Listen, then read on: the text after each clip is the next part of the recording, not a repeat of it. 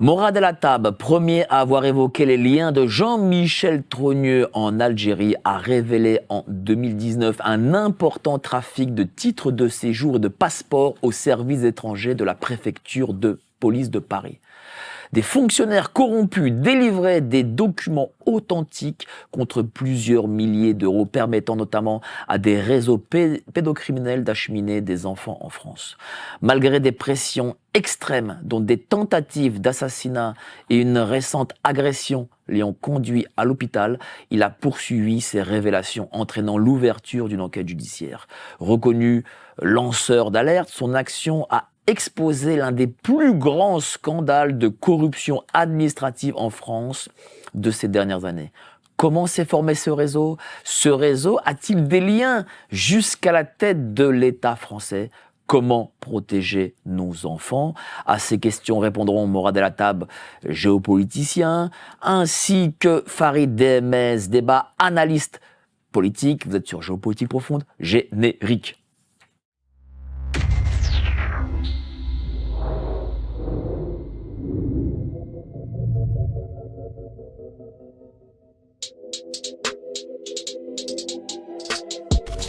Nous sommes en guerre.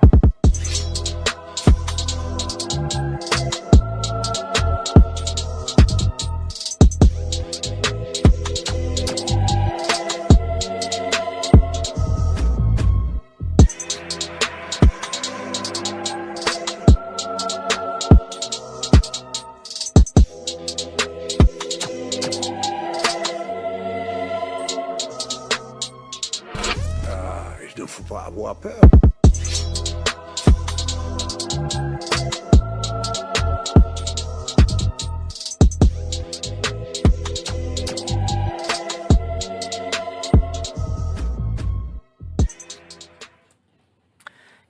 Il ne faut pas avoir peur. Bonsoir à tous, vous êtes sur Géopolitique Profonde, la chaîne qui est là pour remplacer les médias subventionnés. On va parler d'un immense scandale d'État, comme évidemment Apolline de Malherbe n'osera jamais le faire. J'ai pour ça Morad El Hattab ainsi que Farid Demez de bas à la table. Mais avant ça, n'oubliez pas, adhérer au club Géopolitique Profonde. Les plus grands géopoliticiens de la planète sont parmi nous. Ils écrivent ici. Si vous voulez les rejoindre, vous cliquez sur le lien ci-dessous. Vous serez membre avec Sylvain Ferreira, Claude Janvier, Stéphane Bompard, Laurent Ozon, Marguerite Beldraghi et bien entendu le maître du Logos. Vous cliquez sur le lien ci-dessous. 7 jours d'essai gratuit.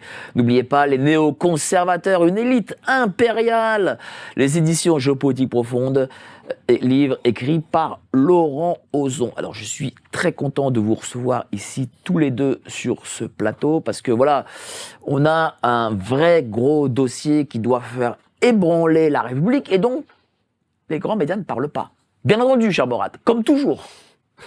Oui, comme toujours, et merci mille fois de ton invitation et puis de me mettre en présence de Farid, qui est un garçon dont les valeurs humaines me touchent énormément. Juste pour une précision, parce que je vais le faire à chaque fois, je ne suis pas suicidaire. Ah oui, ça il faut le dire. Hein. Il faut le dire et j'insiste là-dessus. Et par ailleurs... Mike, toi aussi, il faudrait que tu le dises. Ouais, je ne suis pas suicidaire. Moi, je l'ai déjà dit. Mais redis-le, on ne sait jamais. Ouais. Aucun de la table n'est suicidaire. Moi non plus, je ne suis pas suicidaire, voilà. Par contre, ma religion, sachez-le. Voilà. Et puis par ailleurs, j'ai fait faire des bilans de personnalité, donc j'ai des certificats médicaux qui attestent de ma bonne santé psychologique. Donc vous savez qu'en France, il est possible maintenant, via un préfet, de vous faire interner. C'est arrivé à quelques lanceurs d'alerte déjà. Donc, il faut prendre les devants et j'invite les lanceurs d'alerte à aller voir des psychiatres, si possible, reconnus par la justice pour faire attester via un bilan de personnalité de leur bonne santé mentale. J'insiste sur ce point et c'était important de le rappeler. D'ailleurs, je peux te les remettre si tu veux. Voilà, chez mon avocat. Certificat, voilà, je le montre. Voilà, c'est un certificat. Il est là entre mes mains. Donc, il y en a deux, il y en a même deux. J'ai vu deux grands spécialistes, deux grands psychiatres reconnus mondialement parce que ils ont voulu une fois m'interner via le commissariat du 8e. Et mon avocate qui était pourtant intervenue, et c'est ces documents qui m'ont sauvé, puisque effectivement j'aurais payé très cher physiquement cet internement d'office. Le commissariat du 8e a voulu faire pareil avec Pierre Jovanovic, pour le coup. Ah bah, tu vois. Donc voilà, visiblement, Alors, je le salue, il s'y connaît, hein, le commissariat. Je le salue, d'autant plus que j'ai découvert par la suite que la fameuse policière APJ, qui est sûrement montée en grade, parce que Justine Delair a fait des faux qu'elle présentait au procureur concernant ma garde à vue, ce qui est quand même assez troublant. Attends, le commissaire a fait des faux. La PJ, celle qui était la police judiciaire au commissariat judiciaire, qui s'appelle Justine Delair, je donne volontairement son nom, si elle veut porter plainte. Donc elle aurait fait des faux. Elle était soumise au procureur qui avait demandé d'enquêter sur moi. Il s'avère que ce procureur-là, François Bonnecarrère, était le même procureur qui avait oublié de faire valoir ce qu'on appelle des procès-verbaux de réquisition, empêchant à ce que mes enfants soient entendus après leur agression par un psychologue aux UMJ. Et c'est bizarrement lui, via Justine Delair, au commissariat du 8e, qui ont essayé de tout faire pour me faire interner dans un hôpital psychiatrique. C'est pour vous dire les collusions quand vous commencez à toucher au domaine de la pédocriminalité, ou dans mon affaire, il y a des agents de la DGSI, on en reparlera. Et je tiens à te rappeler, mon cher Marc, parce que je crois que tu l'as invité, brillamment invité, Serge Butin, ce magistrat qui avait écrit ce livre « Ne faites pas confiance à la justice de votre pays ». J'ai été amené à débattre avec lui il n'y a pas longtemps, et lorsque je lui dis qu'il n'y avait pas pire comme ultra-violence, des magistrats qui faisaient des faux en écriture ou qui subornaient des témoins, il m'a répondu « N'oubliez jamais une chose, monsieur Latable, les magistrats en France sont carriéristes. Donc une bonne fois pour toutes, comprenons qu'ils ne sont pas là pour rendre le droit, mais souvent ils le rendent en opportunité. » Ils sont carriéristes et franc-mac aussi. Oui, mais on va revenir là-dessus. Mais le danger de la franc-maçonnerie, si tu me permets, parce qu'il y a beaucoup de débats sur les réseaux sociaux à travers ceci, le vrai problème de la franc-maçonnerie, c'est un milieu que je connais, puisque je l'ai fréquenté comme mon regretté ami Stéphane Blais, à peu près un peu moins de 10 ans que je l'ai quitté. Le vrai problème de la franc-maçonnerie, c'est ce qu'on appelle les fraternelles. La fraternelle police, la fraternelle justice, la fraternelle du BTP, où tu retrouves en dehors des loges des gens francs-maçons qui sont effectivement dans des collusions d'affaires, et ça peut amener, comme tu l'as brillamment fait quand tu as invité ici Marc pour parler de la loge Athénor, à conduire à travailler dans l'optique de tuer des gens. Voilà. Donc c'est ça le danger. Et officiellement, ce n'est pas reconnu par la franc-maçonnerie, et il y a une fraternelle parlementaire, je te le rappelle. Donc là, pour le coup, c'est en dehors du cadre de la franc-maçonnerie, mais ça reste des francs-maçons. Et dans la fraternelle justice, tu as des juges et des avocats qui sont là, et on a bizarrement vu dans certaines affaires des conclusions qui avaient été rédigées avant les audiences. Donc il faut quand même se poser certaines questions, et je te renvoie au livre du fils de Didier Schuller, avocat, d'ailleurs depuis s'est brouillé avec son père, qui racontait comment son père recevait des gens de ses fraternelles, où dans une après-midi, il était négocié avec les avocats de la partie adverse et des magistrats, le ressort. Alors, rappelons que Didier Schuller était celui qui a donné les HLM des Hauts-de-Seine, avec les Sarkozy et compagnie. C'est un vaste réseau d'escroqueries pour lequel il est parti fuir. C'est un domaine, je crois. Merci. Et il avait plus de sous, donc il a bien fallu revenir. Et à ce moment-là, il a été cueilli par la justice française. Mais c'est important de rappeler qu'il y avait une fraternelle derrière tout ça. Et c'est vrai qu'au niveau de la franc-maçonnerie, il y a plein de gens qui se perdent, les réseaux francs-maçons. Non, le mot-clé, c'est fraternel. À partir du moment où il y a fraternel, il y a danger, puisqu'effectivement, il y a collusion, et on est dans le dysfonctionnement des moyens de l'État et des institutions. Je tiens à te rappeler un point qui est important, c'est que l'homme que tu as en face de toi a été fiché S. Fiché S, je cite son nom, par Laurent Nunez Belda, lorsqu'il était secrétaire d'État, parce que c'était le vrai ministre de l'Intérieur.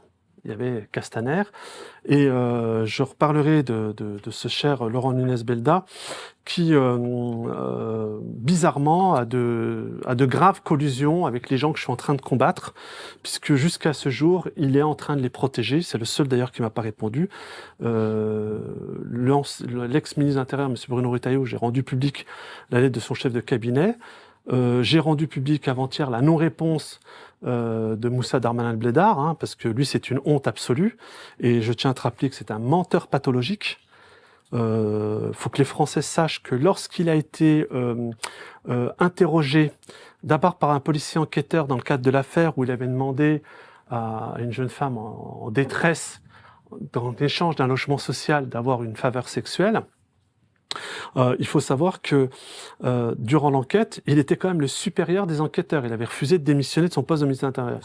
Et quand il s'est retrouvé dans la juge d'instruction lui a dit « Mais monsieur Darmanin, vous avez prétendu que lors de ces 2 fois, parce qu'il y a une deuxième jeune femme, qui d'ailleurs a saisi la CEDH, monsieur Darmanin était largement couvert par l'institution judiciaire, elle lui a dit « Mais monsieur Darmanin, c'est quand même bizarre, parce que vous dites que vous étiez très mal à ce moment-là, que votre père était décédé. Or, votre père, il n'est pas mort. »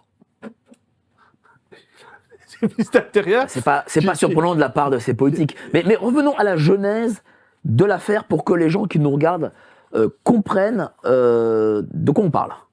Alors de quoi on parle ? On parle d'une affaire extrêmement grave puisque, moi c'est le destin, les aléas de la vie. Mes enfants, en septembre 2016, une première fois, me rapportent en hurlant, ça a été attesté par des témoins avec qui j'ai aucun lien de parenté, qui sont victimes de choses très graves, en l'occurrence, on les oblige à être témoins de par tous. En France, mais le pire, aussi à l'étranger. Et là, effectivement, le petit, mon tort, à l'époque, et c'est pour ça que j'ai plus aucune confiance, et dans la police, même si j'ai plein de copains flics, et dans l'institution judiciaire, c'est de me dire, ce que m'ont enseigné mes parents, toute confiance aux régaliens. La force publique, c'est la police qui va enquêter. Donc je dis à mes enfants que je vais les amener au commissariat pour être entendus. Donc effectivement, ils vont se rendre au commissariat, ils vont dire des choses extrêmement lourdes, graves. Je ne serai pas présent. Madame Dervili, qui va être la vice-procureure chargée en protection de l'enfance, qui est de permanence, va demander à ce que les enfants soient vus aux unités médico-judiciaires en urgence auprès d'un psychologue et puis auprès d'un médecin. Et puis les policiers, quand il faut rentrer, ils me disent « Écoutez, monsieur Latable, les choses sont relativement graves. » Moi, j'étais au courant de rien. Ils hurlaient pour pas retourner là-bas. Bon. Ce qui se passe, c'est que je me rends compte très rapidement, pas tout de suite, je suis très naïf, la situation quand même me dépasse, que dès le lendemain matin, c'est un autre procureur qui prend l'affaire, d'autres policières qui prennent l'affaire, donc le procureur qui était vice-procureur à Paris, monsieur François Bonnecarrère, dont je vais harceler le ministère de la Justice par rapport aux graves défauts qu'il va commettre dans le cadre de cette enquête, qui va être à l'époque madame Belloubet, qui a fait le minimum, puisqu'il va être juste envoyé comme juge à Créteil, et puis surtout le commissariat du 17e, à travers 3 personnes clés, que sont la commissaire centrale, Catherine Jourdan, Émilie Salé et Pauline Bonneau. 2 vont être là mutées, et une, elle est montée en grade. D'accord ? Elle est devenue chef du pôle famille après avoir triché Émilie Salé. Donc, le petit donne des noms. Heureusement, moi, j'en ai retenu un. J'ai vu ce qui avait été dit. Là, je suis tombé de 10 étages. Et je me dis, bon, ils vont faire le boulot, ils vont faire l'enquête. Mais alors, comme beaucoup de parents plaignants, c'est pour ça qu'en France, il n'y a aucune politique de protection de l'enfance. Tout va se retourner contre moi. Ils vont faire défaut en écriture. Ils vont pas faire d'enquête. Vous savez combien de fois j'ai été entendu par la police dans le cadre d'une affaire aussi lourde ? Non. 0. Ils vont mentir sur toute la ligne. Ce qu'ils font à tous les parents plaignants. Justement, cher Farid, est-ce que ça c'est habituel, ça ? Alors c'est vrai que non, c'est pas forcément habituel, mais le dysfonctionnement de la justice, ça oui. C'est quelque chose qui est récurrent dans le process. C'est-à-dire que moi, en tant que président d'association depuis 2016, on a quand même eu des dossiers entre les mains qui fait que effectivement on voit le dysfonctionnement de la justice. Le cas de Morad est particulièrement frappant, puisque effectivement il coche tous les dysfonctionnements possibles et inimaginables. Et derrière ça, c'est clair que on sent plus une volonté de représailles.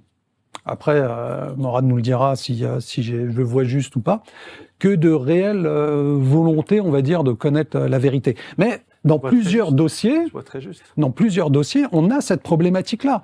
Elle est vraiment prégnante. C'est-à-dire que les délais sont très longs. La plupart du temps, effectivement, les enquêtes sont pas forcément menée telle qu'elle devrait être menée.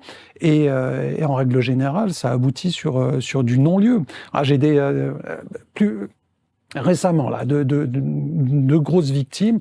Un qui a déposé plainte en début d'année, une autre milieu d'année, et jusqu'à présent, les personnes qui ont été mises en cause n'ont jamais été, on va dire, entendues par la justice. Mais comment on l'explique ça? Parce que la justice, elle n'a pas de moyens, ou peut-être elle peut être dans une forme de, disons les mots, complicité. Comment on peut l'expliquer ça? Peut-être de complaisance, mais après, il suffit juste de voir aussi la problématique même des peines lorsqu'il y a condamnation, qui sont complètement pas du tout en adéquation avec le crime. C'est-à-dire que les peines en France sont totalement légères. Ouais, ça, c'est la loi Schiappa. Mais pas seulement, parce que quand on voit que effectivement dans la loi les condamnations sont là, sont claires, et qu'à l'arrivée la personne reçoit du sursis au meilleur des cas, je me dis qu'il y a un problème de décision, non pas sur la rédaction de la loi, mais sur l'application de la loi. Et ça c'est problématique. Farid, tu sais très bien, parce que tu as fait une longue marche à travers toute la France concernant ces questions. On est dans un pays aujourd'hui qui d'ailleurs attire de plus en plus de pédocriminels à travers le monde. 160 000 enfants violés par an, 400 par jour, on va dire. Toutes les 3 minutes. Sans parler des disparitions où, bizarrement, il a été facile de nous capter si on sortait de l'ère de surveillance pendant la crise Covid. Et là, les enfants qui disparaissent, bizarrement, on n'en trouve qu'un tiers, puisque un tiers est retrouvé dans les 72 heures. Un autre tiers est retrouvé assez rapidement, mais il y a un tiers qui disparaissent chaque année. Et voilà. Et on arrête les recherches très rapidement, puis à 18 ans, les parents reçoivent une lettre. Donc, l'enfant a disparu à 4 ans. 14 ans après, l'État, dans sa bonne conscience, envoie un courrier pour dire on arrête les recherches de manière définitive, sauf qu'ils les ont souvent arrêtées au bout de quelques mois. Non. On est dans un pays, aujourd'hui, où, depuis l'arrivée, il faut le reconnaître, d'Emmanuel Macron et de son conjoint pédocriminel. Depuis son arrivée, vraiment? Ah oui, j'insiste. Les chiffres, ministère de l'Intérieur, 40% d'augmentation des agressions sexuelles. Bien, il y a un phénomène en plus. Les chiffres officiels, hein, quand ça, c'est les chiffres officiels. Et moi, je me rappelle que qu'en 2017, je me battais contre la pédocriminalité. Je renvoyais aux chiffres du premier rapport qui avait été fait par Michel Barzac et Muriel Salmona dans une commission parlementaire qui datait déjà de 2011 puis de 2015. Les chiffres sont à peu près les mêmes, sauf qu'ils ont quand même augmenté. On était à peu près à l'époque à 150 000, on est à peu près à 160 000 aujourd'hui. Et quand on a organisé les premières manifestations en France, et je salue Nadia, les Gilets jaunes constituants et toutes ces femmes et ces hommes de bonne volonté qui ont participé, parce que je te rappelle quand même que la première manifestation qu'on a organisée, Nadia et moi, place du Trocadéro, il y avait un nombre de flics incalculable par rapport à notre manifestation. En face de nous, il y avait une manifestation par rapport au Gabon et une autre par rapport au Chili. Il faut que tu saches qu'un policier des renseignements territoriaux est venu me voir pour me demander de signer un document. Devine quoi? On me demandait de signer un document qui me faisait valoir une caution de 1 million d'euros s'il y avait une dégradation. T'as déjà vu ça, toi, dans une manifestation? 1 million d'euros. Inédit, ouais, en effet. Le ministère de la Culture, moi j'ai demandé à avoir au téléphone la personne qui a demandé de venir vers moi pour signer. Pas tout ça parce que, et oui, j'ai été le premier en France à relancer cette thématique très lourde. On parle d'enfants. On parle d'enfants. Ce qui se passe dans notre pays est d'une gravité sans borne concernant les enfants. Et d'ailleurs, je te ferai remarquer que ce soir, dans les jours qui... il y aura l'émission ce jeudi 27, ce renvoi spécial. Ouais, elle est passée, l'émission. Elle est passée, ouais. Merci, l'émission est passée. Je suis désolé. L'émission est passée. Tu remarqueras que Élise Lucet, qui quand bien même, elle a tenté de faire au mieux pour faire connaître le débat de la prostitution, pareil, sujet que j'ai mené dès 2017, tu remarqueras qu'il n'y a aucun parent plaignant invité à cette émission, un spécialiste de la question, qui a traité le sujet. Je te le dis, ils ne veulent pas de parents plaignants, parce que mettre un parent plaignant face à des magistrats, ça serait montrer l'horreur comment on appelle, de la manière dont les magistrats en France traitent le sujet. C'est vrai, je rebondis effectivement sur les dires de Morad. Effectivement, il y a quand même un côté prégnant de la non-volonté du politique de se saisir de ce sujet. Nous, au niveau de l'association Touche pas mon enfant Europe, on a fait beaucoup de signalements. À chaque fois qu'il y avait un Premier ministre qui prenait son poste, sachant qu'il y en a eu beaucoup, surtout ces derniers temps, on écrivait un courrier officiel demandant que la lutte contre la pédocriminalité soit déclarée grande cause nationale, sachant que c'est au Premier ministre, c'est une prérogative du Premier ministre. Donc il décide effectivement quelles sont les grandes causes nationales traitées chaque année. À aucun moment on a reçu une réponse positive. Est-ce que tu as eu une réponse déjà? Oui, on a eu des réponses, mais des réponses bateau, où la plupart du temps, voilà. Je donne ça à mon chef de cabinet. Voilà, et à la rigueur, le dernier, en date, le dernier ministre qu'on a eu, le Cornu, n'a jamais répondu. Tous les autres ont répondu, même celui qui est empêtré dans l'affaire Betaram. Voilà. Oui, Bayrou, son cabinet a répondu en disant qu'il allait envoyer ça à son ministre de l'Intérieur, mais disons à l'arrivée que dalle, rien du tout. C'est-à-dire que Karim, mon cher Farid, qui profite de la pédocriminalité? On va se parler franchement. Je veux dire, c'est là où on va revenir après à mon affaire quand même. Il y a des liens intrinsèques, c'est ce qui les terrorise dans mon affaire, avec l'affaire Epstein et l'affaire Palmade, puisqu'on parle de trafic de passeports qui s'organise au plus haut niveau. On parle de réseau, effectivement. Et c'est très grave. Oui. Et donc, Élise Lucet va dire quand même, dans le cadre de cette émission, qu'ils ont sollicité le ministre de la Santé parce que ses équipes avaient vu la vidéo et le documentaire qui avait été fait par sa journaliste. Et Élise Lucet dit publiquement que l'État ne répond pas. Donc l'État ne se sent pas concerné par l'ampleur du drame qui se joue derrière l'ASE, que je dénonce depuis 2017 et bien avant. On parle quand même de filles qui sont prostituées dès l'âge de 11 ans.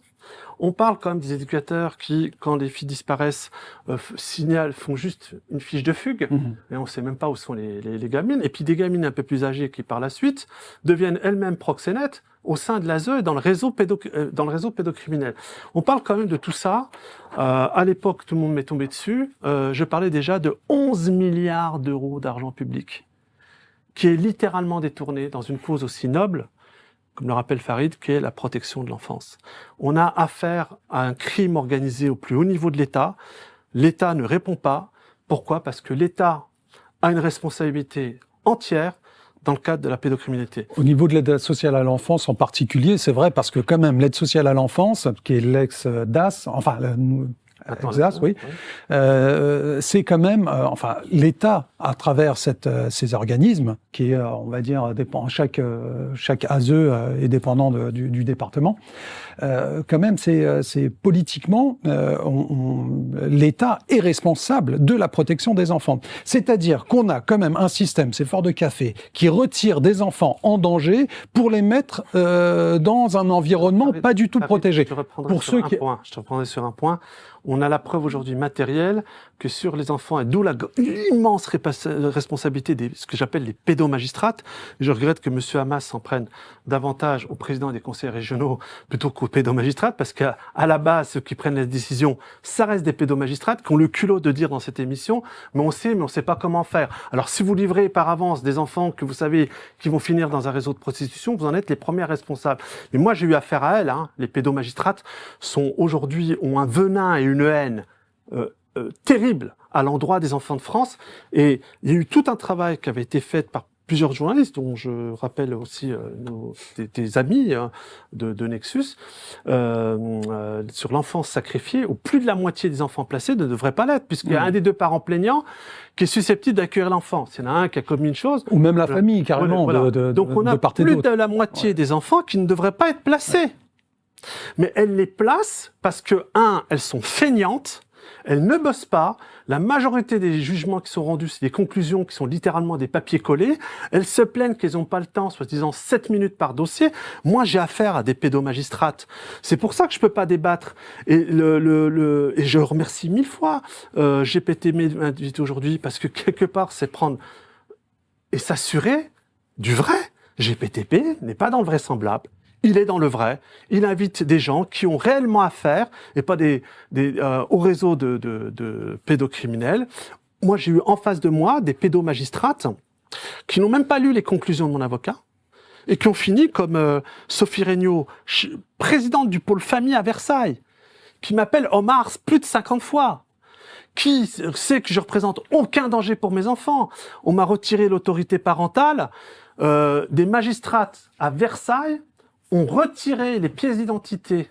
Écoutez-moi bien ce qu'elles ont été capables de faire, ces criminels en robe noire. Elles ont retiré les pièces d'identité des témoins qui étaient là toujours, qui avaient toujours suivi les jugements respectifs, pour dire « Ah, il n'y a pas d'agression sur les enfants, on n'a pas les pièces d'identité, retrait de l'autorité parentale. » Alors que tu sais que des djihadistes en France, qui sont en prison, on leur a pas retiré l'autorité parentale.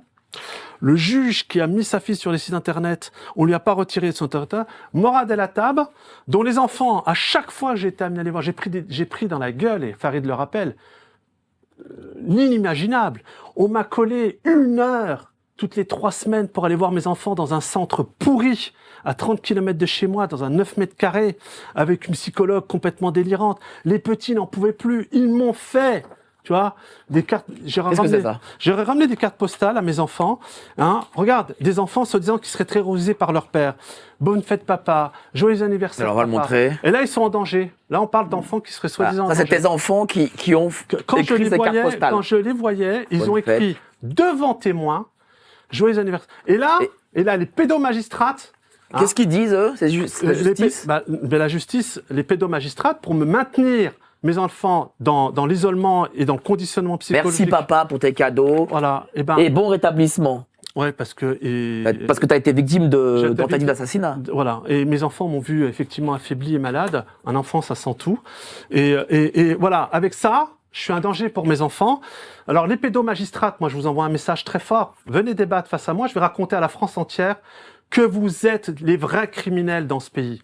La base, même si monsieur Michel Hamas a peur de le dire, moi, j'ai pas peur de vous, j'ai eu affaire à vous. Vous êtes des tricheuses. D'ailleurs, j'ai porté plainte contre des magistrates. Devine quoi? Protégées au plus haut niveau par les doyens des juges d'instruction qui m'ont collé des consignations jusqu'à 8 000 €. On fait ça à des millionnaires, hein.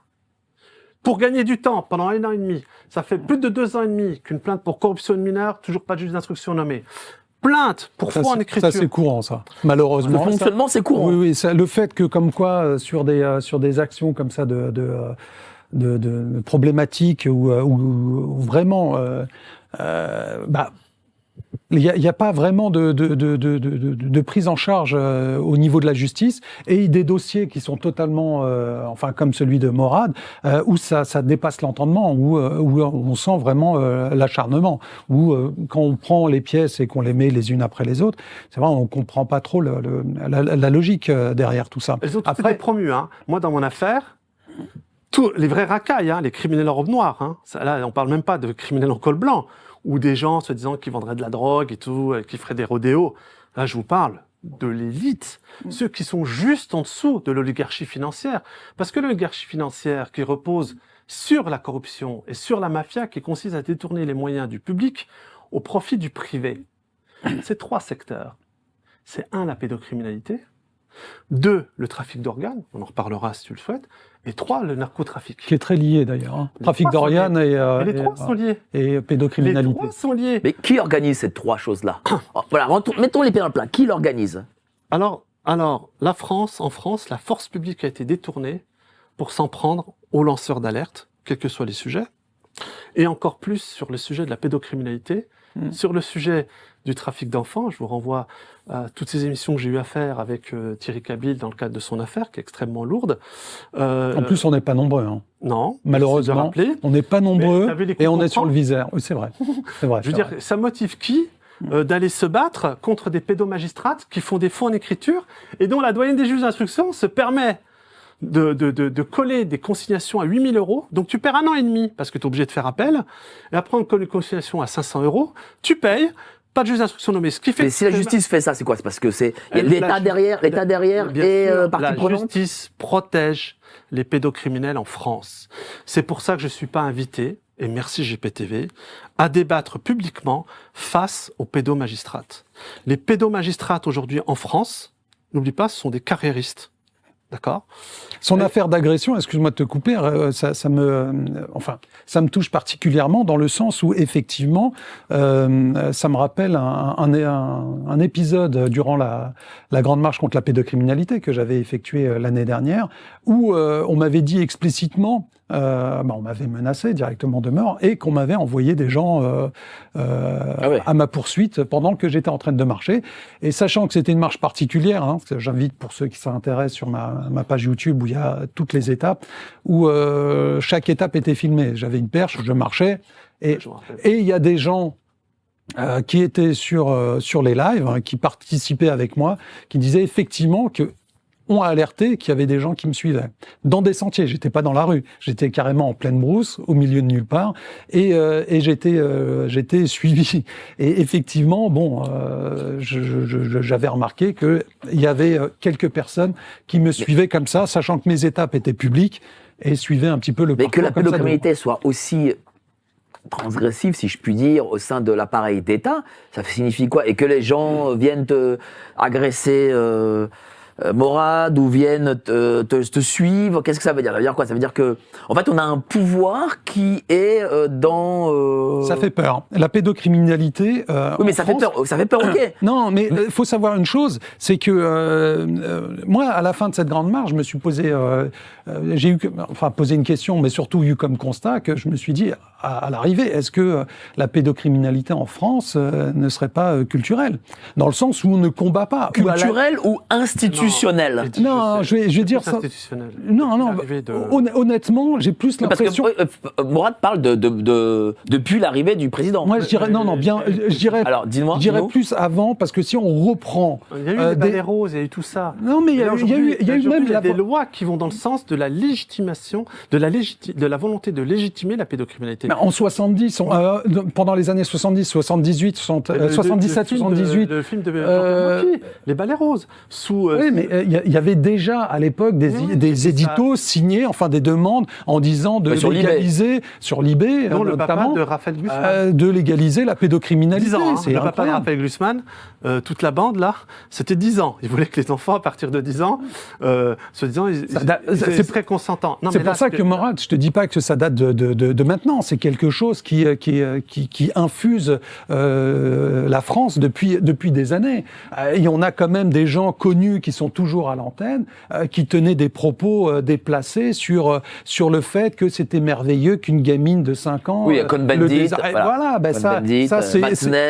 Matzneff était accueilli comme un grand écrivain chez Pivot. Pivot qui a, pour moi, a fait quelque chose de très grave, puisqu'il a permis de la démocratisation de ce genre de littérature. Oui, mais si cette élite se permet ça, c'est parce que elle est protégée par quelqu'un, quelque chose. J'y reviens parce que je vais vraiment insister sur ce point.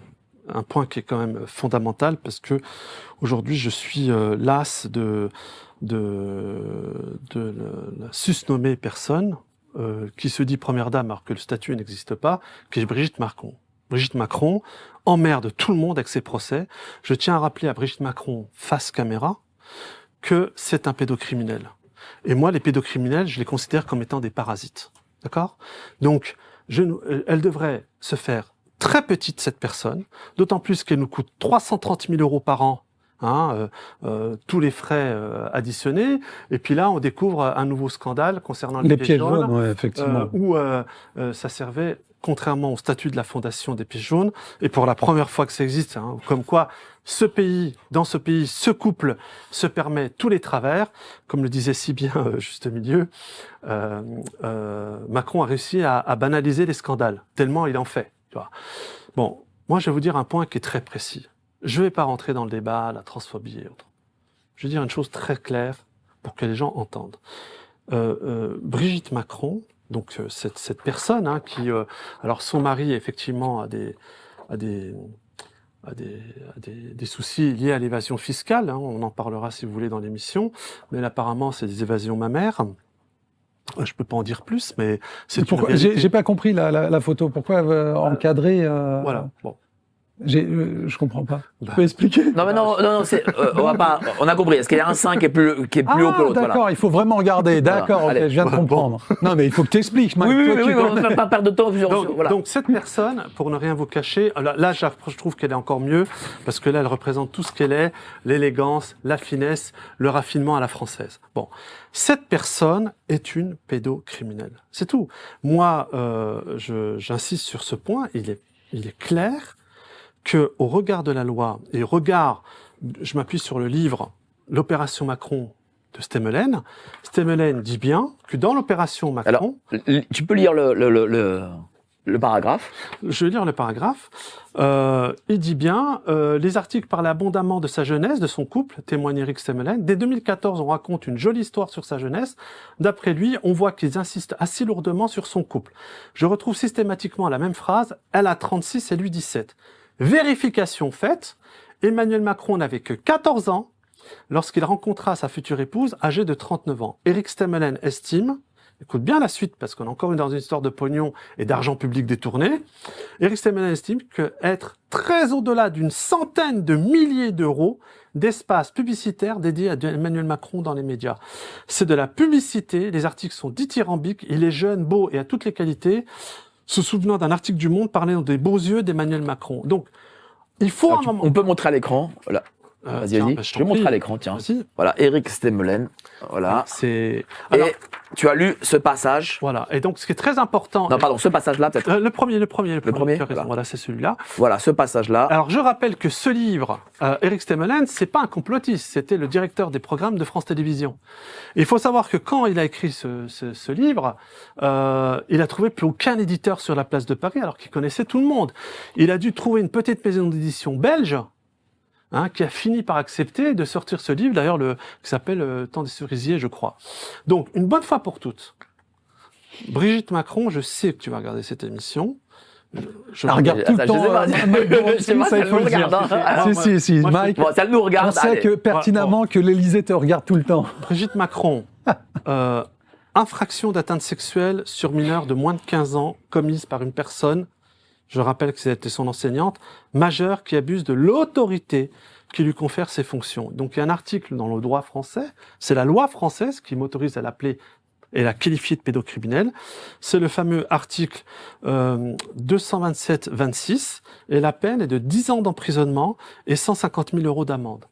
J'ai créé un mouvement citoyen. Si demain nous arrivons à être le nombre, je ne cesserai d'assainir le fait que si nous arrivons à être en place par rapport à ceux qui auront à commander le destin de ce pays, eh ben Brigitte Macron, elle fera 10 ans d'emprisonnement. Il y a prescription malheureusement dans un mois. Dans un mois, ouais, c'est ça. Dans un mois. C'est donc ça. il faut se réveiller. Mais justement, c'est 30 ans. peut-être il faudrait faire un appel à tous les magistrats de France qui voudraient déposer, je sais pas, ou enquêter sur cette affaire, parce qu'effectivement c'est très tendancieux. Pourquoi je parlais de culture pédocriminelle à la française?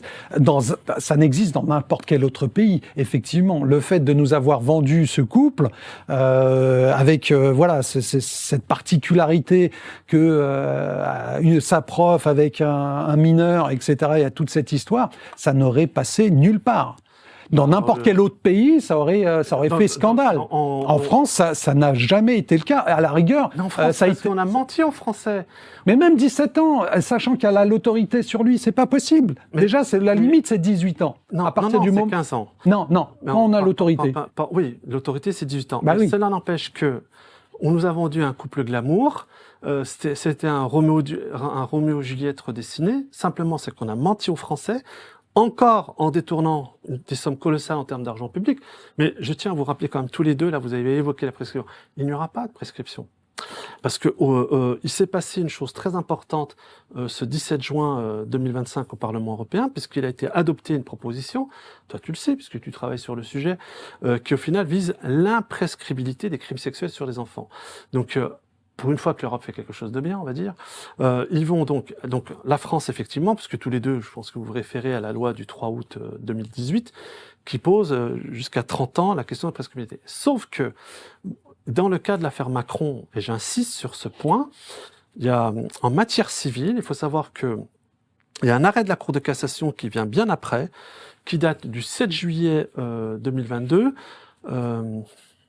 le numéro 20-19.147, qui évoque un point qui est très important, le dommage psychique. Et le dommage psychique, effectivement, Emmanuel Macron l'a subi. Par hypothèse, et tu le sais comme moi, c'est difficilement consolidable. D'ailleurs, on a un président qui est, comme là, il y a un sénateur du Parti socialiste, Éric Kerrouche, qui a parlé de pervers hypocondriaque en parlant de Macron. Donc on ne peut pas dire que ça soit consolidé.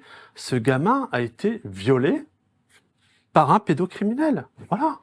Donc il n'y a pas prescription. La consolidation n'est pas faite concernant cette personne. Et j'insiste sur ce point, parce que je sais que vous reprenez vous, plus alerte que moi sur les réseaux sociaux, mais moi je vous parle en termes de droit. Ça va devenir compliqué. Il y a quand même, c'est pas non, mais bien, si un arrêt personne de la se Cour de casse. saisit de ça, effectivement, en France, on est très laxiste par rapport à ce genre de questions. Et ça, il faut le rappeler, parce que comme tu l'as si bien dit, les lois, elles existent. Les peines dans les lois, elles sont sévères, mais elles ne sont jamais appliquées. C'est-à-dire que les magistrats, tu l'as si bien dit, Morad, tout à l'heure, effectivement, sont très laxistes, tant qu'au niveau de la punition, on va dire. Mais là-dessus, quel magistrat va se saisir de ce dossier ? Mais À qui ? ils ne sont pas laxistes, ils sont partie prenante. Qui est ce monsieur? C'est le juge qui a... Alors, monsieur Olivier Bailly, juge à Dijon, qui a mis sa fille sur les réseaux. de 12 ans sur des sites échangistes. Alors, on a oublié de rappeler aux gens quand même qu'elle a été plusieurs mois sur ce site échangiste et qui, bizarrement, dans un premier temps, a pris une peine de 2 ans de prison, dont 1 année de sursis. Et en appel, sa peine a été réduite puisqu'on lui a mis que du sursis. Cet homme-là était président au tribunal judiciaire de Dijon. Il était en charge de la politique de l'enfance, puis de la politique des familles. Un nombre incalculable de familles s'est plaintes que quand il passait devant lui, il donnait tout le temps raison aux parents agresseurs, majoritairement des hommes, et envoyait balader les mamans plaignantes. Ce gars-là, avec sa femme, qui est bizarrement toujours magistrate à Dijon, participait, et ça c'est leur droit, à la rigueur, sinon des personnes consentantes à des partouzes, d'accord? Sauf que là, il a mis sa fille de 12 ans. Et d'ailleurs, ce qui est très intéressant dans la description, parce que j'ai bien étudié le dossier, il insistait sur le fait qu'on pouvait tout faire à sa fille, la violer, commettre des actes quand même extrêmement violents à l'endroit de cette gamine. Bizarrement, il y a eu une enquête de police. L'enquête de police révèle quoi? Que ceux qui sont allés sur le site, il y avait des gens connus et des inconnus. Comment ça se fait qu'on a sorti aucun nom concernant les gens connus?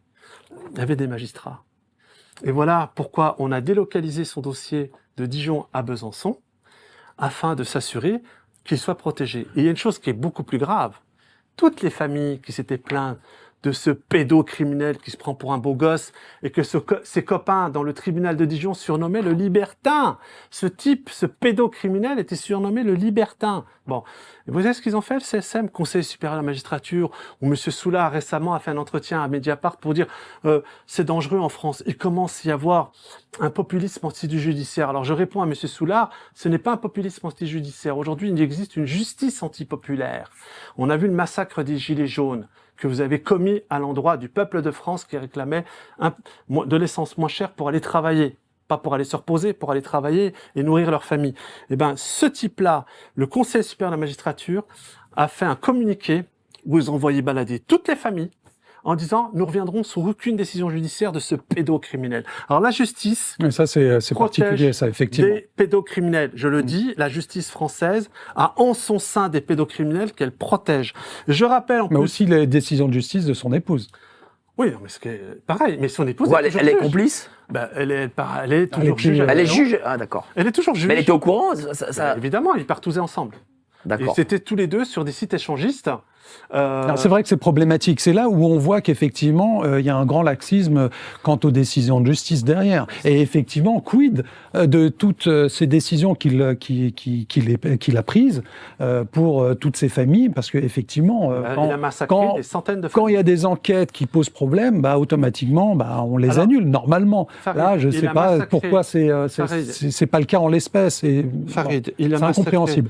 Il a massacré des centaines de familles, mais il a surtout massacré des centaines d'enfants.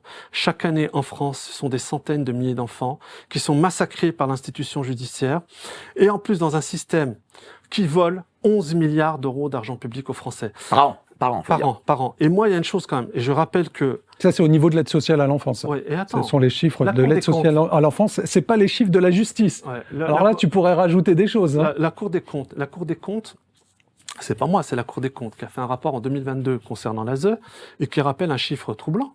C'est-à-dire que autant d'argent mis, et quand les gamins sont jetés à 18 ans à la rue, 40% sont SDF et 70% sont illettrés. C'est-à-dire que ça coûte 2500 €, enfin des sommes colossales qui est investi sur les enfants, entre 250 jusqu'à 850 € par jour. Moi, je te dis qu'en France, il y a un paquet de familles qui seraient aptes à accueillir ces enfants et leur donner de l'amour. On a des centres sociaux avec des éducateurs incompétents, des psychologues complètement tarés et mal Des formés. associations aussi. Des associations, mais qui raflent un peu le fond, et des avocats qui en profitent.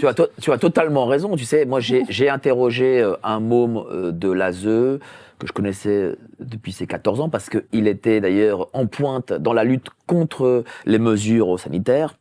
Je l'ai revu il n'y a pas très longtemps, d'ailleurs, on l'a vu ensemble. Il a fini chez Macron. Non, mais c'est ça le pire. Il a fini chez Macron.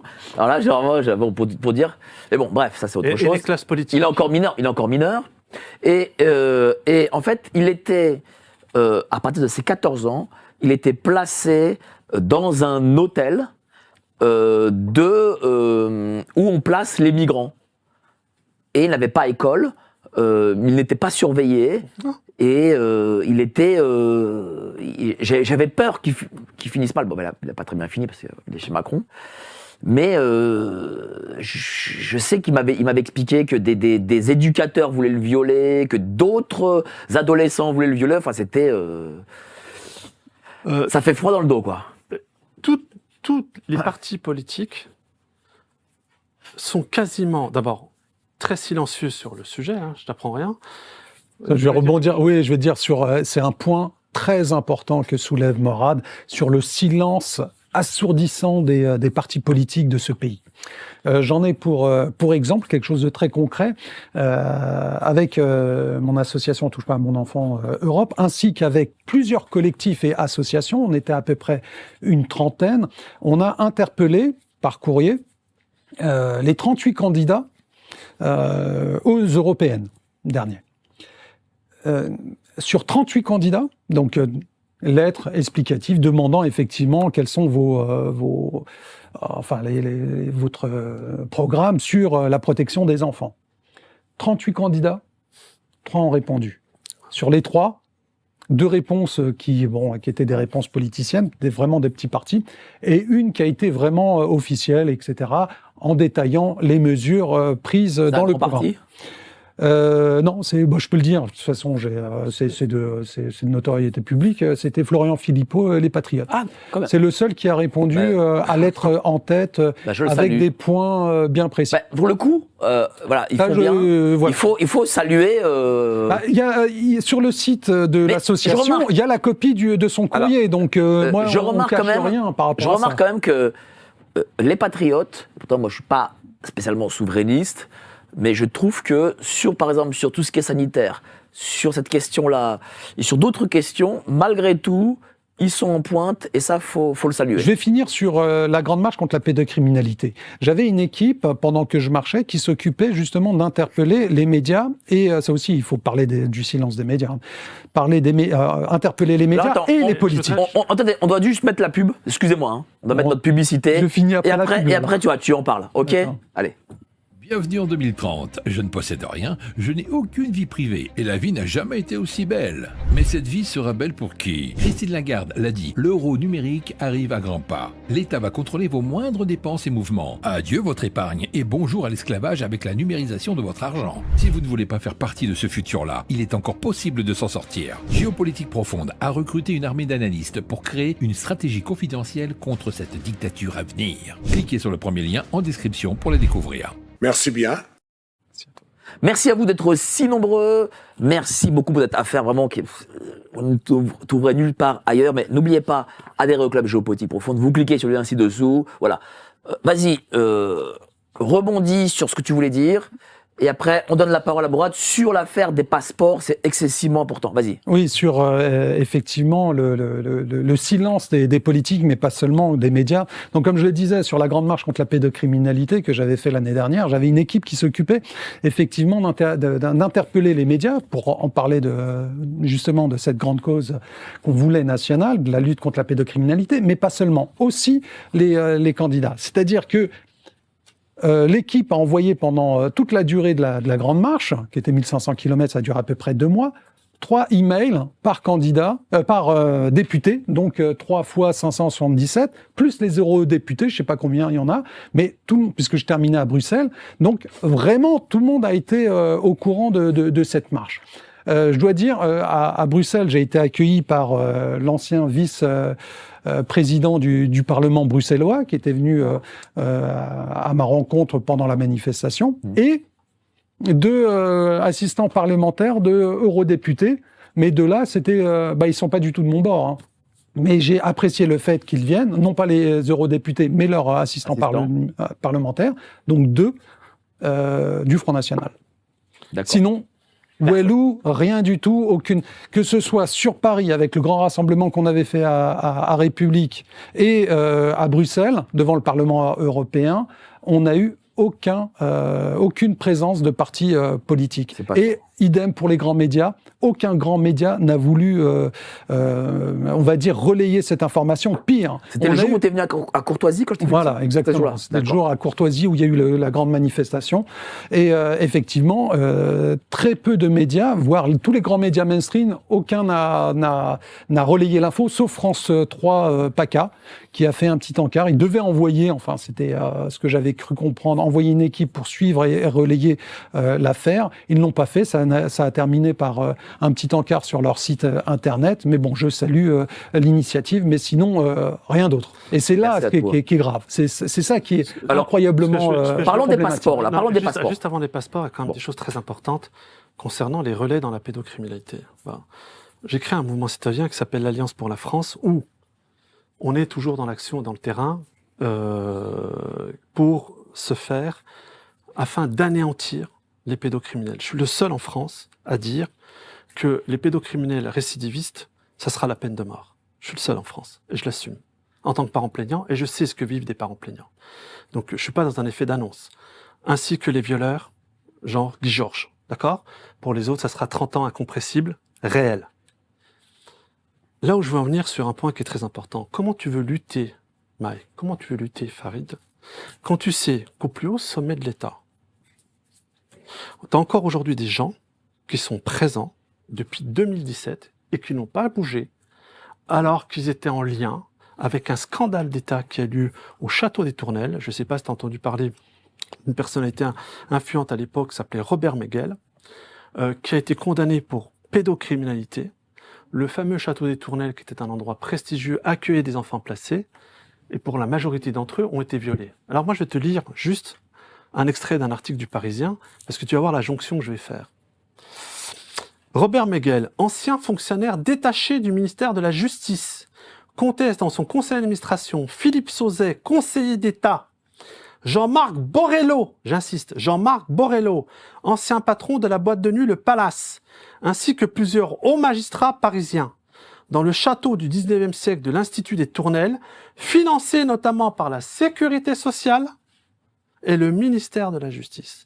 Jean-Marc Borrello est le seul à avoir témoigné favorablement à l'endroit de M. Meguel, qui était patron d'une boîte de nuit, hein, le Palace. Qu'est-ce qu'il est aujourd'hui ? M. Borrello est patron de l'association SOS, mais il est bien plus que ça. Il est le conseiller aux affaires sociales d'Emmanuel Macron depuis 2017. C'est le vrai ministre du Travail. Et tu voudrais faire croire qu'au plus haut sommet de l'État, on voudrait s'approprier la volonté de défendre les enfants français ? Mais attends, ça va mourir de rire. Je tiens à te rappeler quand même que Georges Fenech a eu le courage, il n'y a pas longtemps, de dire cette phrase. Tiens, je te la laisse lire, mon cher Mike, parce que tu as la voix qui porte. Alors, Georges Fenech était ancien magistrat, mais aussi ancien député UMP de Lyon, je crois. Ouais. Il va bien falloir un jour que les juges, les procureurs rendent des comptes. Voilà. Et si tu le veux bien, puisque tu as la voix qui porte, je voudrais que quand même tu lises la phrase de l'avocate pénaliste Marie Grimaud durant une émission de radio RMC, c'est Jean-Jacques Bourdin qui est plus invité depuis. La fameuse phrase « La France est l'Eldorado des pédophiles », mais j'aimerais bien que tu lises l'encart. Ouais, concernant le shit, non, c'est pas ça? Ça, c'est après. Oui, C'est après, oui. Alors, ce n'est pas une question de loi, parce que nous avons des politiques qui ne savent répondre que par la loi, ni de moyens, mais de mentalité. Or, cette mentalité est portée par des magistrats qui sont à côté de leur pompe. Quand vous avez des magistrats qui estiment qu'un enfant de 5 à 6 ans peut éventuellement consentir à un rapport sexuel et éventuellement relaxer des individus pour cela, c'est que nous avons un problème dans la formation de nos magistrats. La France est l'Eldorado des pédophiles. Voilà. Donc tu vois, c'est institutionnel, c'est dans leur tête, ils sont malades. C'est pour ça, Morad, ça ne rentre pas du tout en contradiction avec, Ils sont malades. avec ce que j'avais dit, ma conclusion. C'est le pays, intrinsèquement, a une culture pédocriminelle. Mais là, attends, on va se parler franchement. Les Français, tu les as rencontrés, Mac, tu fais tellement d'émissions. Bon, les Français ont un écœurement profond pour ceux qui s'en prennent aux enfants. Ah, je les vois pas. Hein. Voilà. Ils sont où, hein? C'est les... Non, là, il faut être très prudent. Bah oui, mais c'est important quand même de pouvoir se signaler. Regarde ce qui arrive aux gens qui luttent contre la pédocriminalité. Ils assassinent les gens, ils tentent de les tuer, ils tentent de les agresser. Je peux comprendre que les Français aient une crainte, mais dans l'ensemble, les gens sont écœurés. Tu n'as pas touché un enfant. Mais à partir du moment où c'est orchestré au plus haut niveau, le Français, attends, il n'y a pas un Français qui manifeste sur le fait qu'on prenne 11 millions d'argent public pour sauver les enfants. D'accord? Maintenant, par contre, ils vont commencer à se poser des questions grâce à des émissions comme la tienne. Parce que c'est du vol caractérisé et ça sert justement à maintenir les enfants dans l'horreur. Et là, dans la prostitution qui plus est. Bon. Un point qui est... Moi, j'insiste sur ce point, parce que moi, je vois le peuple, comme toi, mais les gens, ils sont écœurés. Ça les dépasse. Mais c'est les délires de l'élite, majoritairement. Alors, on va me dire, oui, il y a de l'inceste. Dans 90% des cas, c'est des cas incestueux. Attends, excuse-moi, mais le fait que ce pouvoir qui est arrivé a décidé par la loi Schiappa de commencer à dire on va faire la différence entre les viols et les agressions sexuelles. Farid, tu sais comme moi, pour avoir vu des victimes, que c'est difficile de faire la différence. Mais ils sont tellement tarés dans leur tête qu'ils se sont dit, et l'excuse, ça a été de dire on va désengorger les assises. Et encore, tu viens de le dire tout à l'heure, il y a très peu de pédos qui sont envoyés aux assises. Il y a encore une histoire comme ça d'une victime qui a été victime de viol à 14 ans et ça a été qualifié en tant qu'agression sexuelle. Pourquoi? Parce que quand c'est une agression sexuelle, c'est correctionnel. Bien sûr. Donc ça va plus aux assises, c'est moins de 10 ans. Et à partir du moment où c'est moins de 10 ans, effectivement, tu as des là, la personne, elle a eu du sursis, tout simplement. Merci. Et elle est sortie libre, elle est rentrée libre. Et une des premières qui l'avait d'ailleurs dénoncé, et je la remercie, je la félicite, c'est Muriel Salmona, parce qu'elle avait beaucoup travaillé sur la mémoire traumatique. Ce qui m'amène à dire que, et c'est dans ma volonté d'action, via l'Alliance pour la France, il n'y aura plus de prescription. Voilà. Parce que les mémoires traumatiques, ce qui se réveille chez un enfant qui a été violé, on ne sait pas quand est-ce que ça revient. Ça peut être transgénérationnel en plus. Merci. En plus, et puis on découvre que parmi les enfants violés, certains vont devenir violeurs à leur tour. Ça existe, 13%, d'après les chiffres officiels. Ça existe, il y a une réalité. Excusez-moi, je vais dire un truc. Mes enfants, mon fils à qui j'ai fait croire que la police allait le sauver, à qui j'ai fait croire que la justice allait le sauver, ils croient en plus personne. Parce que la seule fois, et aujourd'hui c'est une victime continue, tant qu'il n'est pas dans les mains des gens susceptibles de le protéger, puisque la justice s'assure à ce que le parent protecteur soit écarté en faisant des faux. Pourquoi ils font des faux d'ailleurs? Et c'est là où on va revenir au sujet des passeports. Et petite parenthèse, dans les noms qu'a cité mon fils, il y a des nommés USCO. Je vous donne l'exemple des travers de la débilité de ce système institutionnel à travers quelques pédophiles et quelques magistrats. J'insiste, j'ai plein de copains flics, j'ai même des copains magistrats qui sont écœurés de ce qui m'arrive. Je vous donne un exemple. C'est moi qui ai fait l'enquête pour retrouver les noms, puisque les policiers n'ont pas fait de travail. Mon fils parle d'un dénommé USCO à un moment. C'est pas évident de trouver un USCO. C'est quoi USCO? C'est qui USCO? Bon, je fais l'enquête. Je finis par trouver ce type. D'accord?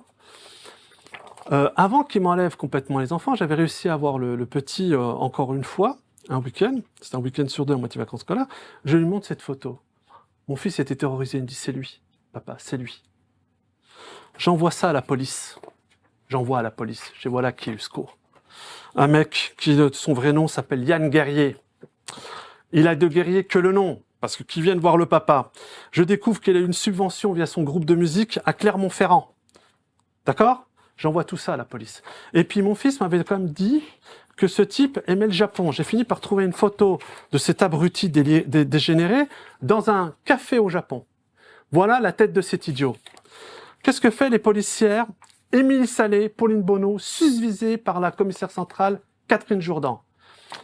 Ils appellent madame, moi bien sûr je ne suis pas convoqué, au lieu de convoquer cette personne, puisqu'il est dans une affaire de corruption mineure. Madame, vous connaissez un tel ?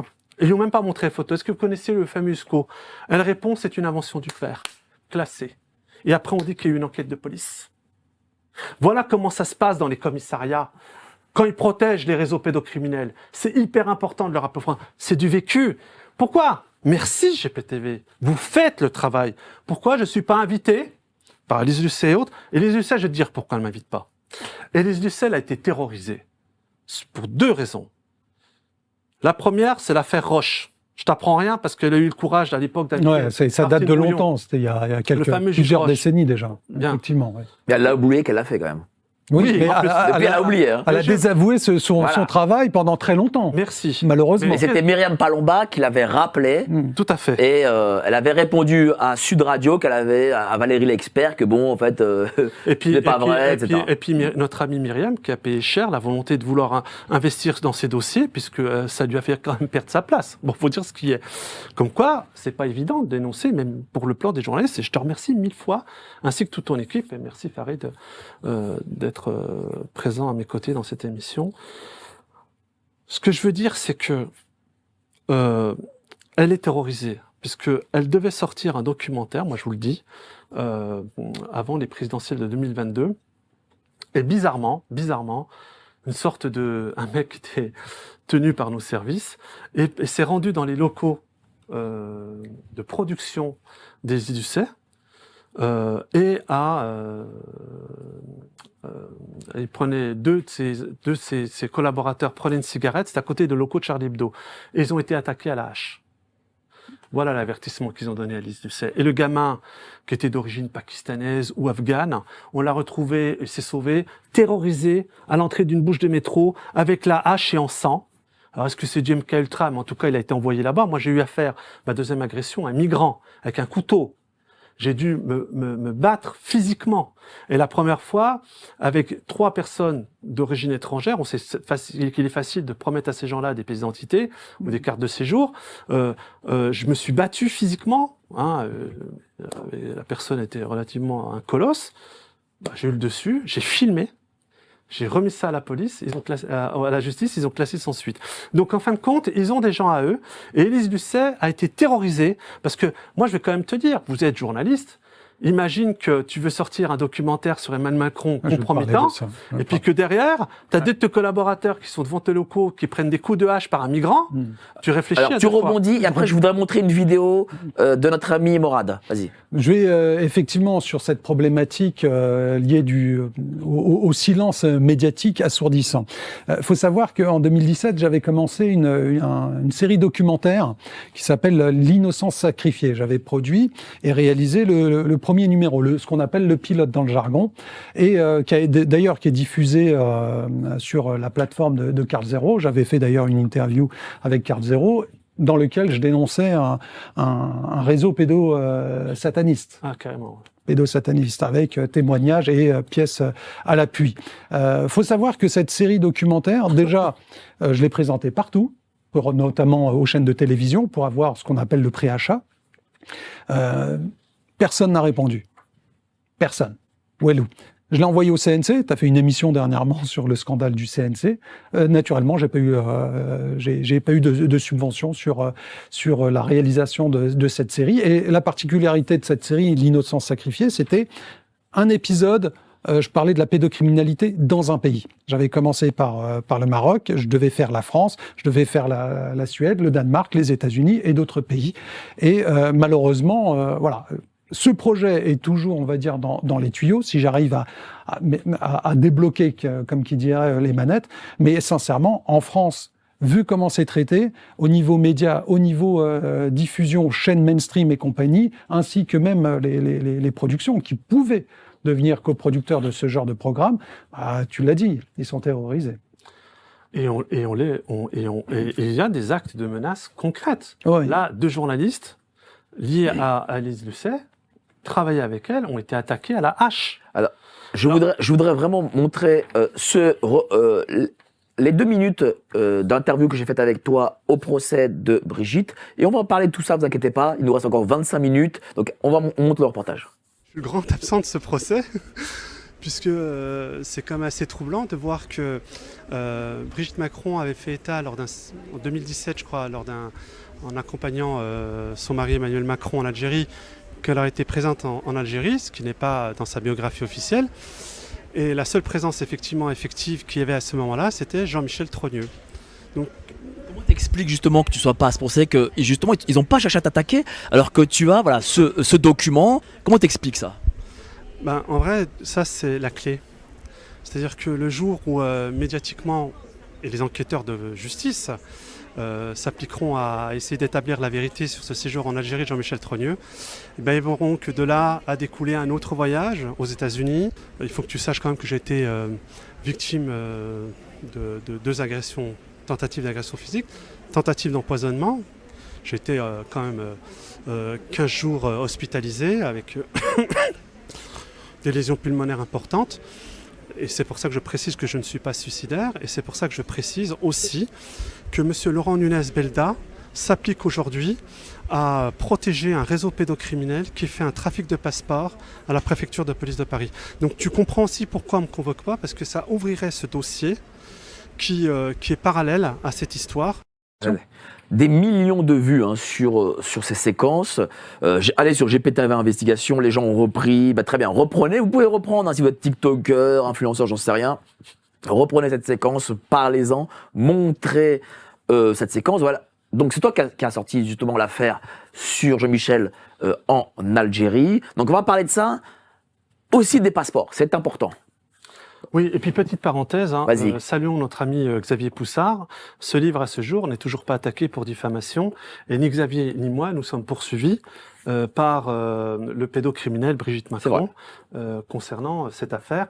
Et donc j'invite encore à nouveau cette personne à arrêter d'embêter des Français innocents, puisque dans le cadre du cyberharcèlement, j'ai quand même eu la surprise de découvrir qu'il y a quelqu'un qui, pour m'avoir retweeté, était dans la salle alors que moi j'étais l'auteur du tweet. Et le tweet portait sur quoi? Le trafic des passeports. Alors j'y viens sur le trafic des passeports. D'abord, les collusions, bizarrement, se met en place dans mon affaire, tout de suite, ce que j'ignorais, une magistrate qui n'est pas innocente, qui va être Géraldine Charles, criminelle en robe noire que je salue, contre qui j'ai porté plainte et contre qui on m'empêche justement qu'un juge d'instruction soit nommé. C'est quelqu'un d'extrêmement dangereux, qui a vu sa carrière monter à une vitesse folle, comme un peu le chef d'état-major qu'on a aujourd'hui, qui était en lien professionnel avant le jugement avec l'avocate de la partie adverse, Céline Cadar-Beaufour, dans une conférence qu'elles ont faite ensemble. Et là, j'ai récupéré la conférence, mais ça, on me l'a pas dit. Normalement, Géraldine Charles aurait dû se déporter. Pourquoi? Parce que le thème de la conférence portait sur le thème de l'audience. Et le Conseil supérieur de la magistrature, encore une fois, coquille vide, a protégé Géraldine Charles. Géraldine Charles qui va être prise dans le réseau et protégée par le criminel Édouard Philippe, et qui aura pour directrice de cabinet Charlotte Cobel. Les mêmes personnes qu'on retrouve dans la famille Grandet. Pourquoi? Susnommé par Olivier Duhamel auprès d'Emmanuel Macron. Voilà. Et Édouard Philippe est celui qui va choisir le procureur de Paris, qui dira que dans l'affaire Epstein, il n'y a rien concernant la France. Rémi Hertz, le même. Tu vois les collusions? Toute cette bande de gens. Alors, qu'est-ce qu'on découvre? C'est très important pour m'hypnotiser avant que j'arrive sur les passeports. Géraldine Charles va choisir, et ça tu le sais, un psychiatre, parce que pour beaucoup de parents plaignants, beaucoup d'enfants, il y a des psychiatres criminels, pédocriminels, qui travaillent avec l'institution judiciaire et qui sont choisis pour détruire le parent plaignant et même les enfants. Moi, il va être choisi Michel Dubec. Michel Dubec, qui a écrit un livre qui s'appelle Le plaisir de tuer, un psychiatre et un crime, déjà tu te poses des questions sur le bonhomme, il faut savoir que quand elle le choisit, je n'en veux pas. Pourquoi? Il y a une pétition contre Michel Dubec, signée par plus de 200 personnes, parce que Michel Dubec, dans son fameux livre, dit « Si un homme est trop respectueux d'une femme, il ne bande pas ». Et il dira de Guy Georges, le criminel qui a tué et trucidé un nombre incalculable de jeunes femmes, mais qui a été attrapé, Dieu soit loué, à l'époque, il y avait des grands flics, Brigitte Monteil et le juge... son nom va me revenir, avec qui elle travaillait, ils ont fini par... Alors voilà la phrase de Michel Dubec, avec qui travaillait Géraldine Charles. Guy Georges, c'est différent, on peut être avec lui jusqu'au viol compris. Pour parler sans détour dans la sexualité masculine, il existe un intérêt à obtenir la défaveur de sa partenaire, donc le non-consentement, pas seulement ses faveurs, à faire crier la femme, peu importe la nature de ses cris. Et je continue, si un homme est très respectueux d'une femme, il ne bande pas. Oui, c'était possible de s'identifier à ce violeur qui baise les filles superbes contre leur gré. Il ne s'inhibait pas au dernier moment, il était capable de leur faire l'amour quasi normalement. Et ça, je cite Dubec, hein. Il y avait éjaculation à l'intérieur du vagin. Guy Georges donne le sentiment que l'acte sexuel était consommé avec complétude. Jusque-là, on peut le comprendre, et même, il nous fait presque rêver. Voilà les psychiatres choisis dans le cadre de la protection de l'enfance par le tribunal judiciaire de Paris. J'ai poursuivi cette ordure. Il faut savoir que le Conseil national de l'ordre des médecins, qui est un conseil pédocriminel qui passe son temps à protéger des médecins pédocriminels, n'a pas voulu le traduire en chambre disciplinaire. J'ai saisi le Conseil d'État. Le rapporteur public m'a donné raison et une juge pédocriminelle a fini par le protéger. On n'arrive même pas à retrouver les notes de la conseillère ordinale devant qui je l'ai traduit. Les notes ont disparu. Voilà, les notes ont disparu. Voilà comment on fait. Et il avait reconnu que Géraldine Charles lui avait téléphoné pour lui influencer, pour faire un rapport contre moi qui cherchait à protéger mes enfants. Bravo à la justice française. Bravo à la médecine française, bravo à la police française, c'est ce qui se passe pour tous les parents. Pourquoi j'en arrive à cette affaire qui est très importante? C'est que pour augmenter le truc, on va me ficher S. Et c'est au moment où je suis fiché S où bizarrement, un odieux personnage que vous connaissez avec F-Time Society, Monsieur Panamza, vont dire « Ah mais putain, le gars il dit qu'il fait chier, il ment, c'est un mythomane ». Or là, je t'ai amené l'avis d'audience à huis clos du Conseil d'État où j'étais interrogé contre le ministère de l'Intérieur, à huis clos, où j'ai massacré ces tocards, hein, et le Conseil d'État, structure criminogène, a protégé les flics de la DGSI qu'on partousait en présence de mes enfants et de madame. On peut montrer. Voilà. Et alors ça, c'est très important parce que je suis passé à huis clos contre le ministère de l'Intérieur. Et il faut savoir que M. Castaner et Nunez, dans leur rapport, une petite flic commissaire centrale du 17e disait l'exact contraire. C'est-à-dire qu'elle se sentait tellement puissante, Catherine Jourdan, qu'elle a été jusqu'à contredire son ministre et son secrétaire d'État de tutelle pour te dire la puissance des réseaux pédocriminels. Et depuis, elle a été mutée par le haut, ainsi qu'Émilie Salé et Pauline Bonneau. Je tiens à rappeler quand même qu'en France, donc, ils m'ont fiché S. Pourquoi? Parce que depuis la loi de juillet 2015, avant les attentats, ça leur permet de s'assurer, via la pédomagistrature, d'isoler des parents et surtout les parents plaignants. Parce que, d'un seul coup, tu as le tampon rouge. Je rappelle que dans un entretien qu'a eu Darmanin cet été, il a dit quand même que la DGSI a pris le temps, en effet, d'aller expliquer sa stratégie au juge des libertés et de la détention, ainsi qu'au parquet national antiterroriste. Tu vas voir que ça va faire le lien avec tout ce que je vais te raconter, avec deux buts: être suivi dans leurs décisions administratives, judiciariser les éléments qui méritaient de l'être, et donc préparer la justice à recevoir une masse de dossiers à traiter. Tu parles d'indépendance de la justice, là? Il reconnaît publiquement que c'est fini. On vous piège une fois que vous êtes fiché S. On protège les pédos, et on protège, vous allez voir dans mon affaire, jusqu'aux terroristes. On protège les terroristes. Et on est là, à un moment donné, où on nous miroite la guerre contre la Russie pour en réalité organiser un attentat que bien sûr qu'on qualifiera d'islamiste. Et moi, je vais vous apporter la preuve matérielle que les partouzeurs de la DGSI étaient en lien direct avec des djihadistes terroristes pour faire des attentats en France. Donc vous comprenez que l'affaire de mes passeports, mais attendez, vous croyez que Darmanin va ouvrir le dossier? Laurent Nunez, c'est une bombe atomique et j'y viens. D'abord, j'ai la preuve matérielle que madame était en lien avec, je ne l'ai pas inventé, c'est des procureurs et des magistrats antiterroristes qui m'ont dit, mais monsieur Lattable, qui sont plus dans les circuits, ils m'ont dit, mais c'est tellement grave, apportez-nous au moins un SMS qui prouve qu'elle est avec des sources haut placées. J'ai retrouvé un SMS de madame qui dit « Bonjour, alors j'ai appris de sources haut placées dans la sécurité de l'État que les grands magasins à la gare Saint-Lazare sont strictement à éviter pendant les fêtes. Est-ce que tous tes auditeurs sont au courant? D'abord, est-ce que tu es en lien avec des sources haut placées dans la sûreté de l'État? Est-ce que tu sais que la gare Saint-Lazare va être éventuellement attaquée ?» Tous les magistrats à qui j'ai présenté, les vrais, pas les tocards qu'on a aujourd'hui, m'ont dit, elle était dans le quart d'heure dans notre bureau, on avait les noms, on évitait un attentat terroriste et on sauvait des centaines de Français. Aujourd'hui, ils ne l'ont pas fait, c'est qu'il veut assurer Emmanuel Macron, Laurent Nunez-Belda, Darmanin, je vous tiens pour coupable et responsable de l'éventualité d'un attentat terroriste sur le sol français, où vous feriez des centaines d'innocents. Et là, c'est la gare Saint-Lazare, c'est la gare la plus fréquentée d'Europe, c'était des milliers de morts. Ces salopards qui sont aujourd'hui ministres et présidents protègent des gens qui allaient faire des milliers de morts. Et je précise, l'affaire des passeports.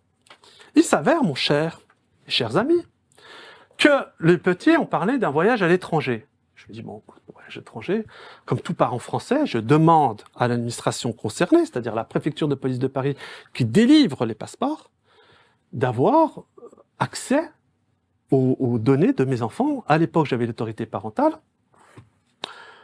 Et on tarde à me donner la possibilité, comme tout parent, de consulter le dossier. 1 recommandé, 2 recommandés, 3 recommandés, 4 recommandés, 5 recommandés. J'ai dû écrire directement au secrétaire général de la préfecture de police de Paris. J'ai dû écrire à l'ancien préfet de police, et ça a été le seul honnête dans cette affaire, monsieur Delpuech, d'ailleurs, qui a été mis sur la touche parce qu'il n'a pas voulu cautionner l'affaire Benalla par Emmanuel Macron.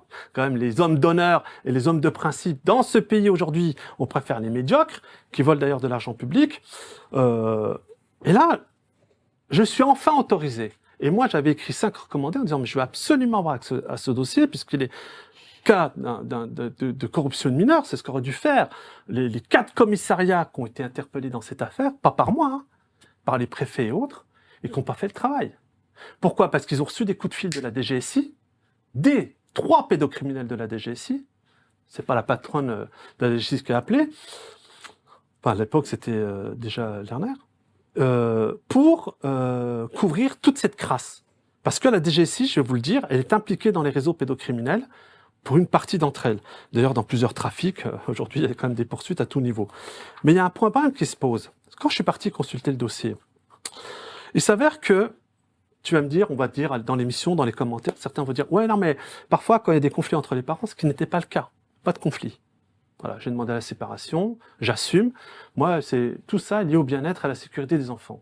Et c'est vrai que tu m'as rappelé, Farid, parfois qu'il y a des prismes où il y a des conflits de loyauté parce que les parents jouent d'un enfant contre un parent. Et donc, c'est pas du tout le cas. Moi, je suis resté neutre de tout ça. J'ai jamais incriminé madame, d'ailleurs. Bon, bref. D'ailleurs, on m'a mis dans ma boîte aux lettres, parce qu'ils étaient tellement sûrs d'eux, une photo pornographique de madame. Attention, c'est ce genre de photo. On est sur YouTube. On est sur YouTube. Ah bon. Non, mais j'ai mis volontairement des post-it, tu vois. Donc j'ai mis volontairement des post-it. Les mecs de la DGSI qui partouzaient avec elle m'ont mis ça dans la boîte aux lettres. Le pire, c'est qu'elle a été convoquée par la police. Elle a dit oui, c'est moi, mais c'est un photomontage du père. Heureusement, je me suis battu auprès d'un officier de police judiciaire parce qu'on voulait pas me recevoir, qui a fait une enquête, qui a découvert que j'avais rien à voir là-dedans. Or, aujourd'hui, c'est moi qui ai poursuivi. Comment tu l'expliques? Sur cette photo. Sur cette photo. Or, elle a menti. Pour te dire, le réseau pédocriminel de la DGSI, c'est qu'ils la tiennent. C'est là où j'ai compris qu'ils la tenaient. Mais là où je viens sur les faits précis.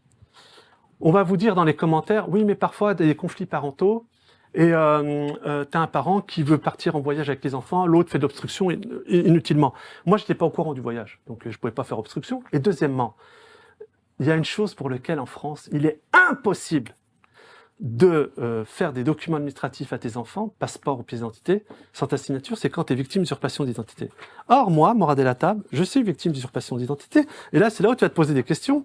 Déclaration de perte de carte nationale d'identité, il y a un mec qui s'est présenté à Caen, qui s'est fait passer pour moi, et qui a eu pièce d'identité, passeport à ma place, qui a même été condamné, j'ai été condamné sans le savoir. Alors là, vous avez mes photos, vous voyez que là, La quatrième personne, c'est pas moi, c'est pas ma tête. Et ça, c'est quoi? C'est ça les passeports? Ah non, ça c'est l'usurpation d'identité D'accord. dont je suis victime. Ok. Donc ils sont tous au courant parce que c'est un document administratif officiel. Ils ont même la tête du mec qui pendant 10 ans s'est fait passer pour moi et qui a été condamné sans que je le sache. Parce qu'en France, beaucoup de gens sont victimes d'usurpation d'identité. C'était plus qu'un homonyme, c'était vraiment même lieu de naissance, T'as même le dossier. Et j'ai date de récupéré. naissance, tout est pareil. Quand je suis allé à la préfecture, qu'est-ce que je découvre? Et c'est là où vous allez tomber des nues. Qu'il y a une pièce qui manque, que j'avais réussi à obtenir et récupérer bien en amont. Eh ben, cette pièce, je vais te la lire. C'est la pièce signée par monsieur Julien Borne-Santoni. Parce qu'il y a 3 protagonistes dans cette affaire. Julien Borne-Santoni, Justine Verrière et madame Arrousseau. 3 qui ont été promus, 3 qui ont été mutés. C'est bizarre. Bon. Préfecture de police de Paris. C'est des gens qui ont délégation pour le préfet de police, pour le directeur de la police générale et l'adjoint. Et là, c'est l'adjoint au chef du 2e bureau. 2e bureau où sont faits les services de rédaction et de contentieux. Alors là, vous allez tomber des nues. Qu'est-ce qu'il dit ce monsieur? Il écrit à madame.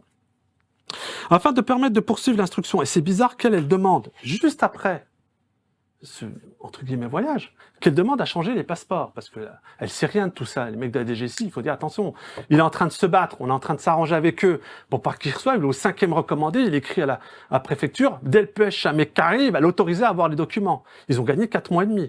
Pendant 4 mois et demi, j'ai eu des jugements dégueulasses de la part de Géraldine Charles, 4 commissariats qui n'ont pas fait d'enquête. Écoutez bien, écoutez ce qu'il dit. Afin de permettre de poursuivre l'instruction de votre demande, je vous invite à me mettre par voie postale dans un délai de 2 mois à la préfecture de police de Paris, direction de la police générale, 2e bureau, 9 boulevard de Paris, accompagné de secourus, l'attestation 6 juin dûment remplie et signée par le père, ainsi que la copie de sa carte nationale d'identité de son passeport. Donc, et c'est signé, il souligne, regarde, il souligne. Je n'ai jamais rien signé et ils ont donné des passeports, des pièces d'identité à mes enfants. La puissance de la DGSI pour violer, torturer, sodomiser des enfants français, voilà de quoi ils sont capables de faire perdre des pièces dans le cadre d'un dossier. Et d'ailleurs, ils ne pourront pas remettre cette pièce dans le dossier parce que je les ai forcés à me rendre copie. Pourquoi?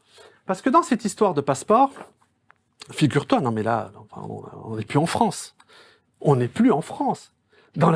Tu as l'acheminement de tes enfants, où est-ce qu'ils sont envoyés, dans quelle destination ils ont été? Oui, j'ai le nom du pays étranger où ils sont allés. Et d'ailleurs, j'ai été en contact avec les gens de ce pays étranger. Ils sont écœurés de savoir que des agents des services secrets français aient pu, à ce point, bénéficier, via Géraldine Charles, de la protection au plus haut niveau de l'État. Et ça continue avec Gérard Moussa Darmanin et Laurent Nunez, parce que leur objectif, c'est de faire l'attentat. Offrir l'article 16 à Emmanuel Macron pour dire aux Français, vous restez à la maison, il y a des méchants musulmans qui se baladent. Ils sont en lien direct avec eux. Dans un procès verbal à Versailles, où elle se rend, elle valide à nouveau ses propos auprès d'une officier de police judiciaire. L'officier de police judiciaire le dit au commissaire central de Versailles, il ne prévient même pas le parquet antiterroriste. Je préviens le parquet antiterroriste ne fait rien. Mais attends, ils sont censés lutter contre des gens susceptibles d'assassiner des Français. Ils ont oublié le Bataclan. Ils ont oublié Charlie Hebdo. Ils ont oublié ces enseignants qui sont morts égorgés. En vrai, ils sont en contact direct. Pourquoi?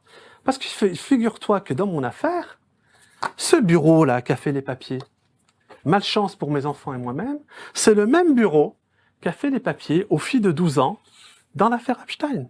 Epstein a bénéficié que des filles françaises lui sont envoyées pour son anniversaire. Il les a violées, torturées, sodomisées dans son temple dédié à Moloch. Elles sont revenues sur combien de temps? 24 heures. Tu vas m'expliquer, toi, comment des enfants français de 12 ans quittent le territoire national? Et avec quels documents? Il est resté à la préfecture de police de Paris. Et puis un deuxième dossier qui s'ouvre dans cette affaire. C'est le même bureau qui était en charge de délivrer des titres de séjour à des jeunes enfants d'origine majoritairement maghrébine, marocaine, et il y avait quelques enfants d'origine Afrique subsaharienne dans les soirées palmades. C'est le même réseau. Alors c'est pour ça qu'ils viennent pas m'attaquer, parce que si on ouvre le dossier, c'est un tel scandale d'État que les Français vont découvrir, et merci GPTV de m'avoir invité pour ce faire, Mais je pense qu'on fera encore une deuxième émission parce qu'on aura là, on aura quasi pas le temps en fait Parce que de tout dire. regarde-moi, je montre ce monsieur. Montre. Qui c'est? Olivier Combes. Olivier Combes, habillé en tenue de combat. En fin de compte, il est habillé comme ça pendant la crise des Gilets jaunes. T'imagines? Le mec, ce gars était le directeur de la DGSI dans les Ardennes. Ce gars-là, ex-officier de la DGSI, en vrai, on oublie de dire qu'il était directeur de la DGSI. Jugé pour agression sexuelle. Au départ, il devait être jugé aux assises pour viol. Bizarrement, intervient à la DGSI, c'est-à-dire Nicolas Lerner, son patron. Discussion avec l'Élysée. On dit au magistrat, écoute, tu veux faire ta carrière? Le mec, ils en reprennent un autre, agression sexuelle. Non. Tu vas sauver ce bonhomme. Parce que ce bonhomme, il est avec nous. Il a massacré les Gilets jaunes, mais surtout, ce bonhomme. Qu'est-ce qu'on va découvrir dans son ordinateur? Article d'une de tes consoeurs, Isabelle Orlan. D'accord?